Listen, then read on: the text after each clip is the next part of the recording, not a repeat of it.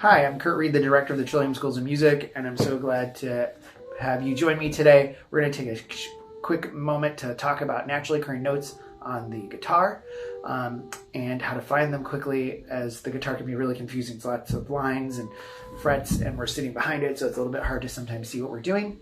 But here's a way to memorize those notes, naturally occurring notes on each string. Even if you don't know how to read music or aren't necessarily trying to learn how to read music, it's still nice to know where those notes are so that you can quickly communicate to other musicians, and it helps you understand your scale structures and even your harmony structures. And you can do all of that essentially without having to actually read standard notation. Still very important to know, so I'm going to encourage you to spend time learning actual notes too, but for the most part you can get around on the guitar with this couple of rules. So the first thing is you need to know your music alphabet. There are 7 letters: A, B, C, D, E, F, and G. That all repeats after you get to the end. And then you need to know that there's 2 types of intervals that separate each one of those letters: half steps and whole steps.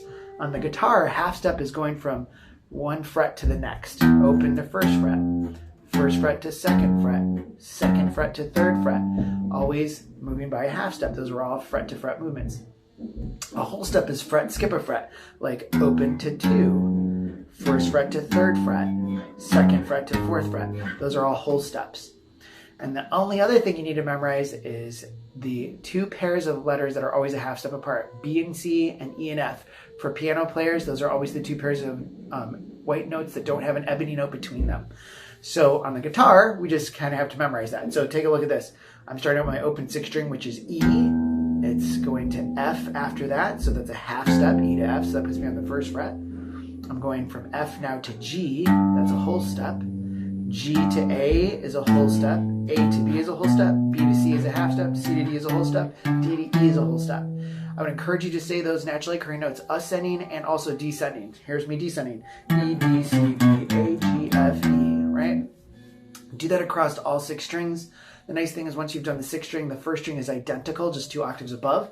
So if your open 6th string is E, your open 1st string is E. If your 1st fret on the 6th string is F, the 1st fret on the 1st string is F. I don't worry about flats and sharps. Once you know where those naturally occurring notes are, you can easily find the sharp and flat notes as well. Thanks for joining me for this quick lesson, and hope that you found this a tip that you can use at home. Practice this every day, and happy guitar playing.